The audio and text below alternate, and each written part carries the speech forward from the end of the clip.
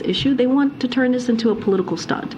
Our next guest says reinstate Title 42 as a way to curb the fentanyl that's coming across the border. GOP Senator Tim Scott joins us now. It's such a great idea, Senator, because before it was COVID, and now this is a national health crisis, too, because fentanyl is killing so many people.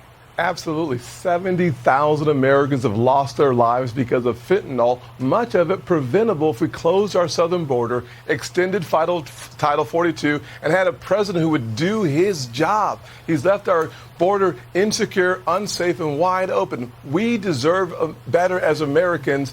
And Ainsley, as you know, in South Carolina, the College of Charleston is a big school.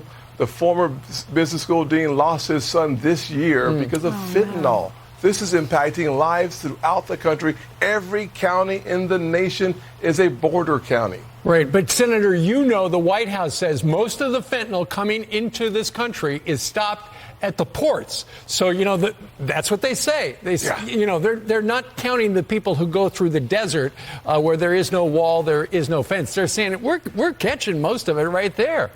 Well, Steve, here's what we know. 70,000 dead Americans. The families, the loved ones would say something very different. Yeah. What we understand is the Mexican cartels are trafficking the fentanyl across our open, porous southern border, number one. Number two, we know the precursors come from China. We have a president who is abdicating his responsibility.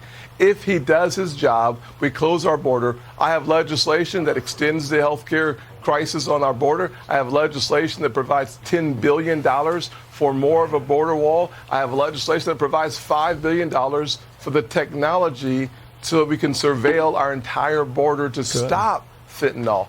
We don't have a president who wants to not negotiate, just do his job.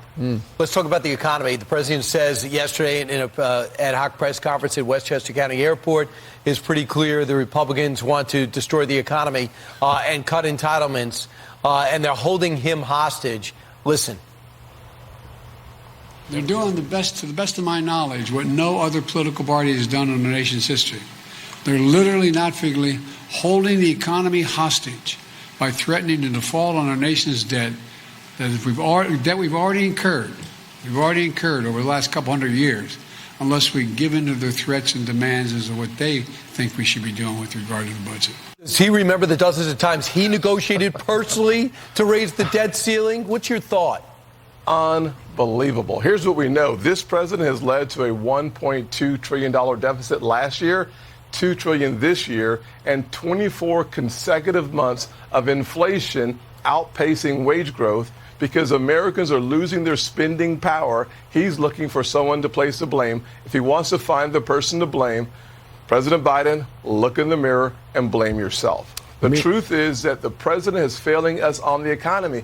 9.1% inflation in a single month, 16% inflation since he's taken office, and he wants us to extend the credit card with no concessions.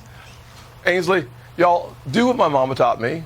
Remember that working is a good thing. Dignity in work. Providing work requirements to the benefits that we give out will reduce the spending in this government and increase the self-respect and dignity of Americans. Let's just do the right thing for them. Put work requirements back. The House did it. Bill Clinton did it. Let's just get it done. In a negotiation, he negotiated to do that, part of getting what he wanted, which was more spending. So that's what we used to do. We used to make deals. Final thought, Senator. I know something's coming up very big in May 22nd, right? 11 more days. Absolutely. I'm hoping that Fox and Friends will move their time to 11 a.m. on only Monday, May 22nd. Do it from North Charleston, South Carolina, Charleston Southern University, where there's a big announcement. We're going to talk about restoring hope, creating opportunities, and protecting the America we love. VoteTimScott.com. Get more information. Come on out. We'd love to see you there. I think he's running for president. I think so, too. I don't know. I'm just saying. I have a great instinct about I know it. his mom will be there. His brother will be there. His dad will be there. And Fox News will be there. Our cameras will be there. Absolutely. Come on down. I want y'all to be there in live and in person. I feel bad for you because you should have wore that blazer that day. That's a great blazer, but you wore it already. But Tim, you should hear Tim's story. Read his book if you haven't read his book, because his story is incredible. It is truly the American dream. Right. Thank you, Senator. Thank you all very much, guys.